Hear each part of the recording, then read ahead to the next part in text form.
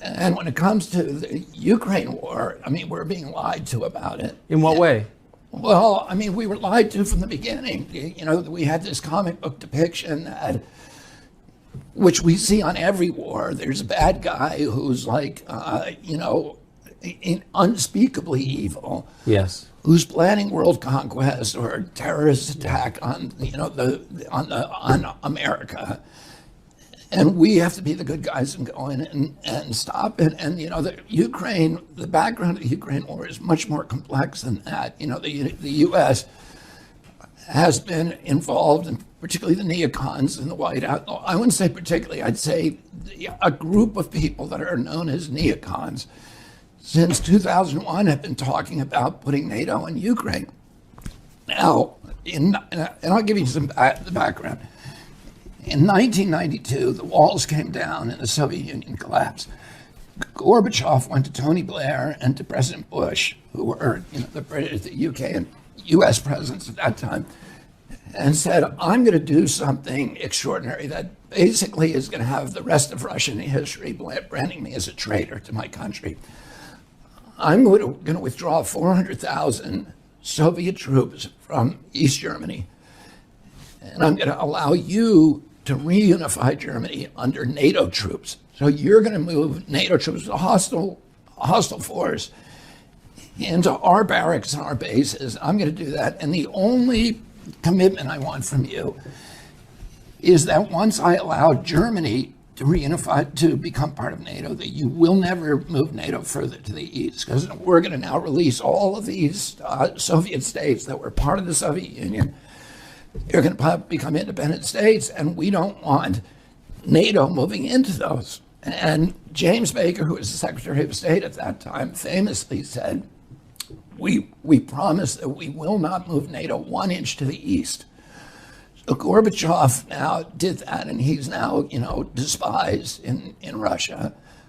And then in 1996 and 1997, so 5 years later, Zbigniew Brzezinski, who was the first kind of the father of the neocon movement. What the neocons represent in a sentence is that they were a group of people who believed, and, you know, Donald Rumsfeld and Jonathan Yu and Paul Wolfowitz, Robert Kagan, Victoria Nuland, who's now at the top of the State Department official, their belief was that the U.S. had won the Cold War, and that victory gave us the privilege of dominating the world using our superior military unipower status and our superior military status for the next century. So their principal blueprint document is called Project for a New American Century. In other words, America would own the 21st century.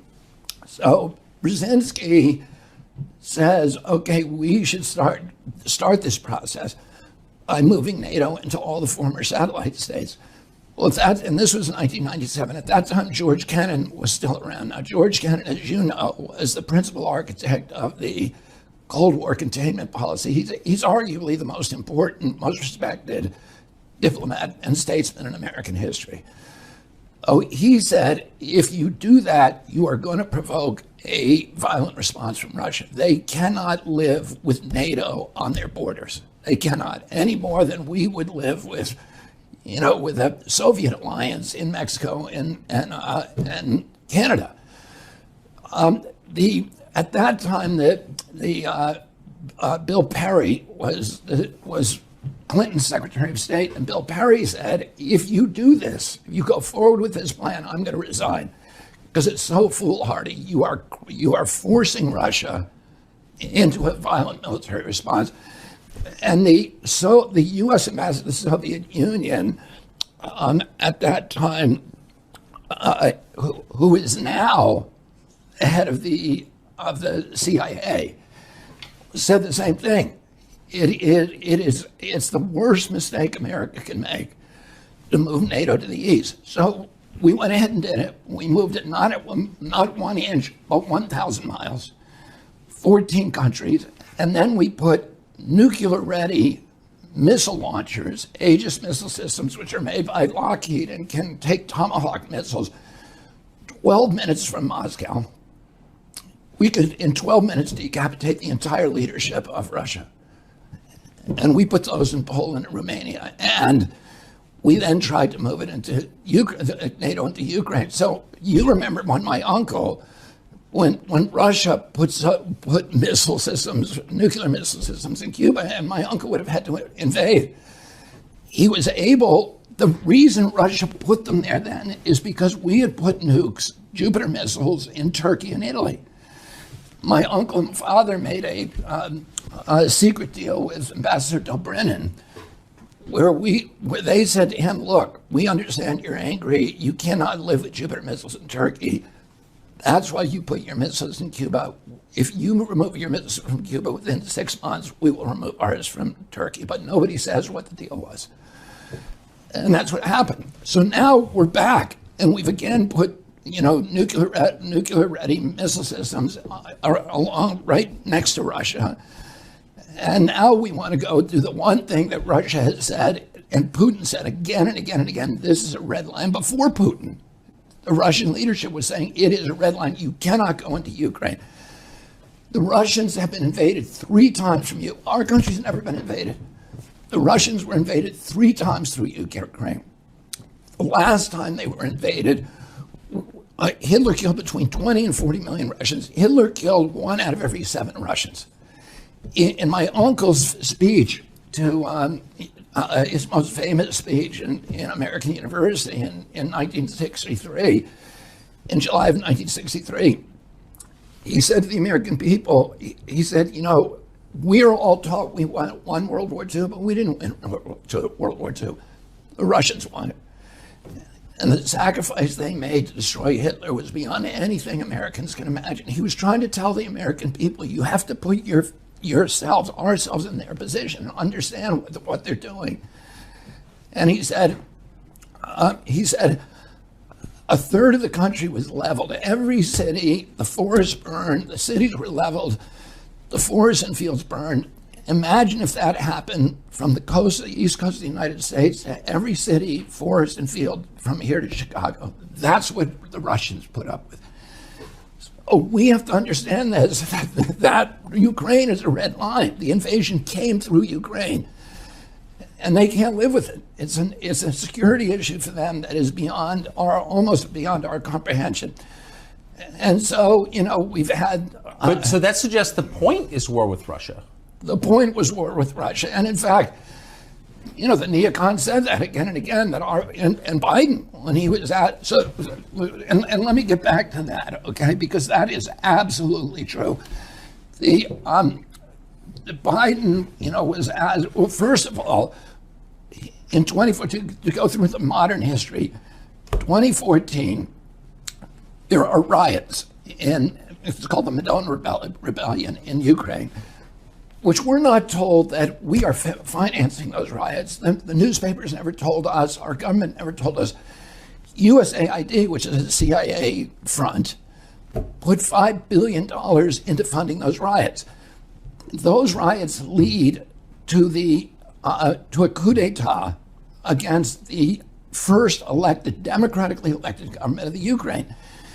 It was a government that refused to choose sides and to say we're going to be on the side of the West. So we wanted them out. A month before that government is overthrown, Victoria Nuland, who's the part of the centerpiece of the neocon ideology and who is now a high-level official in the State Department, has a secret call with the U.S. ambassador, which is tape recorded and is now public, which anybody can go and look up, where she is picking the new cabinet for the Ukraine, which is a U.S. Western cabinet. So they're picking the new government a month before the old government is overthrown. Is that how democracy when Victoria Nuland picks her government? Well, that's the point. Is USAID doesn't really do, and the CIA don't do democracy. The CIA has overthrown, I think, 83 governments between 1947 and 1997. That's a third of the governments on Earth, and most of them were democracies. Oh, it doesn't do democracy. It does good. It does. So then, to put the rest of this history, and we put in a Western government, everybody says, well, the Russians started this by invading Crimea. Put yourself in Putin's position. And I'm not an apologist for Putin, by the way. He went into Ukraine. It was illegal. My son went over there and fought against it, and risked his life in the Kharkiv rebellion. I'm not making excuses for him. What he did was brutal. It was illegal and it was unnecessary. But we have to understand our role in the provocations. And so if you're in Putin's position, now you're looking at Ukraine, and Ukraine is being run by a pro-U.S. government. What's the first thing he thinks? They're going to take Vladivostok, which is the port in the Crimea on the Black Sea, which has been a Russian port, their only warm water port for 347 years. It's where the Russian Navy is, their sub base, it's everything else. And he says, now this new government is going to invite the U.S. Navy in to take over our facilities. We got to go in there and take it back. So he goes into Crimea. He goes in and takes Crimea without firing a shot or killing a single person. The Crimean population is largely Russian, and they welcome the invasion. So, again, I'm not making excuses for him, but I'm saying we have to understand. My uncle always said we have to understand the position of our adversaries, and what forces are they dealing with. So then then the Russians now there's as soon as we put in that new government, the first rule they pass is to make the Russian language essentially illegal in Donbass and Lugansk, where 90% of the population are Russian. And there's then peaceful uprising, which people begin dying. They turn violent. Now, which side made them violent is a dispute.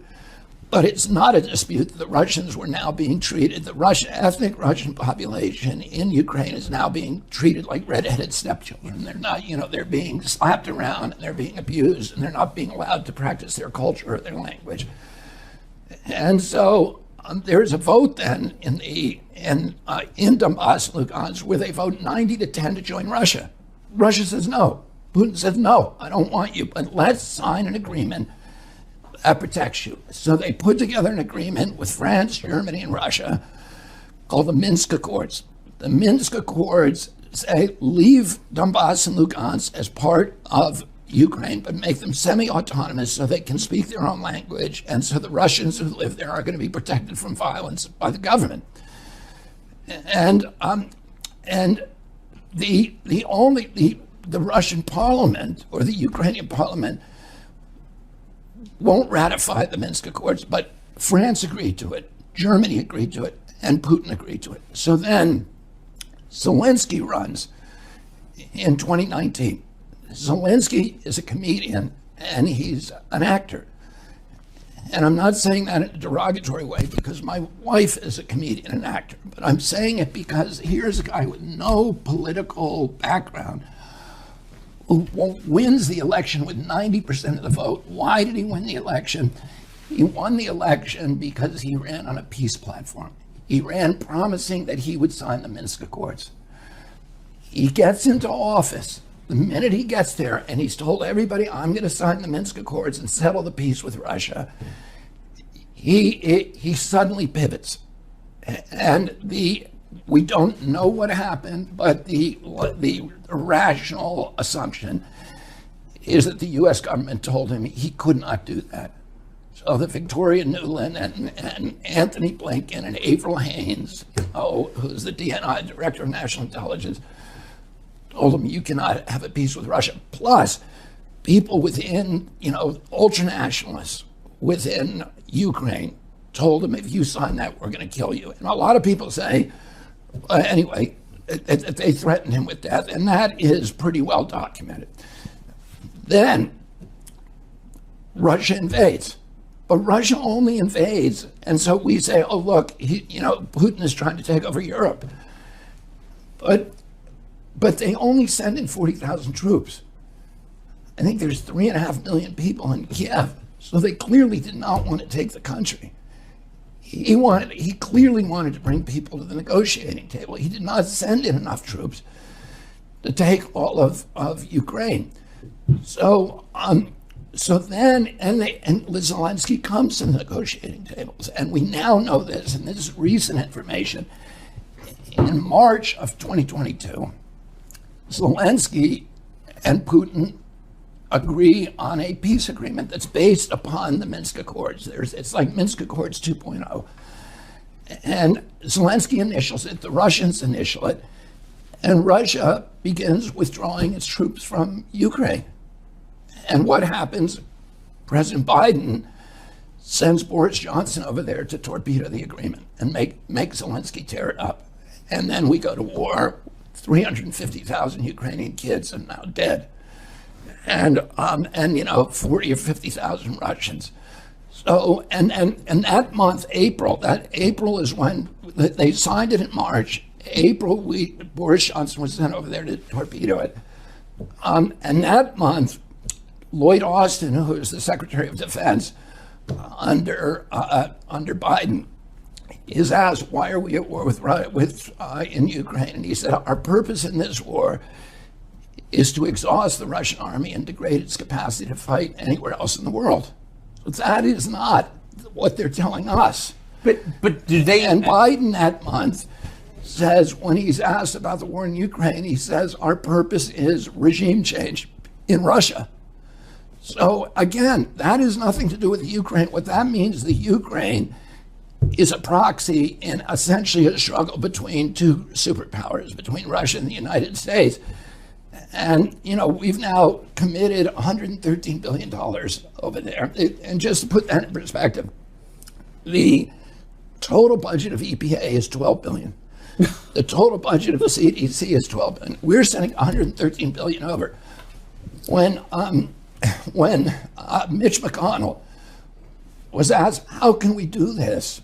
When you're cutting food stamps and cutting Medicare, cutting food stamps to 30 million Americans, cutting Medicare to 15 million Americans, but they're not going to have any health insurance. How can we send 113 billion over there? If we had that 113 billion here, we wouldn't have had to cut one food stamp payment. And he said, well, don't worry, the money's not staying in Ukraine. It's all coming back to military contractors in the United States. Well, so that's interesting, because then you look at, who owns those military contractors, and you see who gets on CNN to pump up the Ukraine war.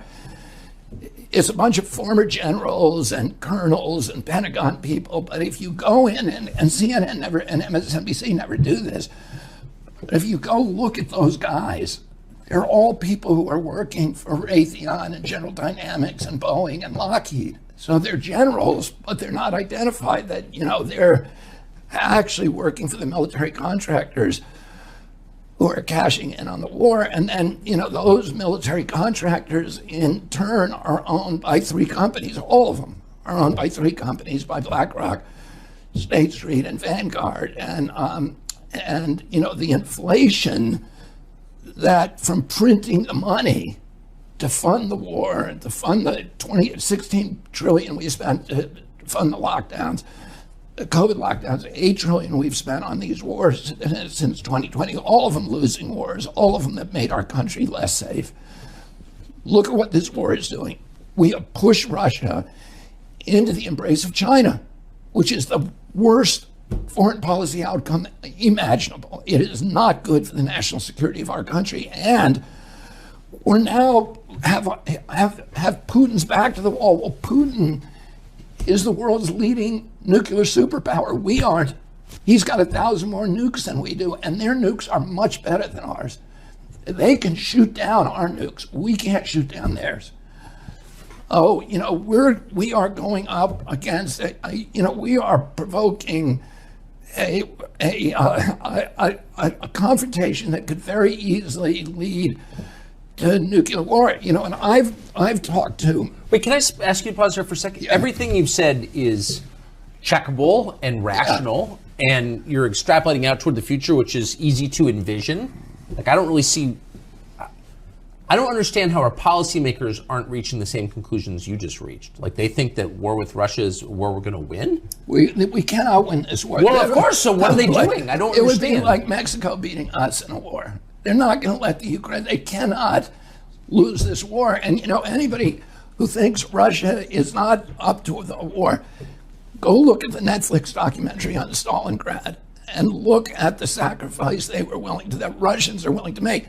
Putin today, we thought this was going to hurt him. He's more popular than he's ever been. All the U.S. polling firms show him polling at 90% popularity. And in Russia. In Russia, the Russians are supporting him, and he also, we were going to break him with the sanctions. We did the opposite. We made him more powerful.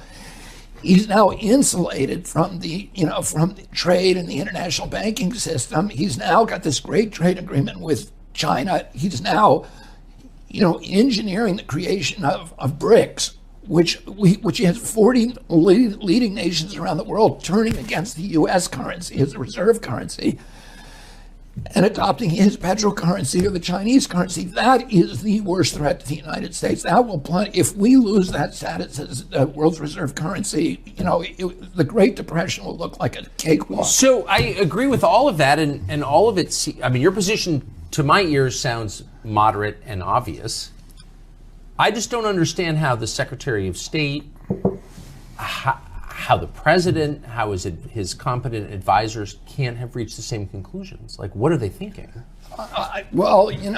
Unfortunately, I think, and I share your sense of mystery about that, but I don't, Because what you're saying is not crazy. It's not like some far-out theory. The only way I can explain it, and I'm not, I don't like to look in other people's heads and tell why they're doing one thing or another. But President Biden has always been a very pro-war president. And, he was the one senator that stood out supporting the Iraq war, my uncle and Obama and many, and, Hillary also. But Biden has always been a reliable, gung-ho, let's go to war guy. And so I don't think, to the extent that he's thought this all through, I think it follows, it's consistent with his historical instincts. And then he's surrounded by people who are, these are the same people who got us in the Iraq war. I know. Look at what happened. Let me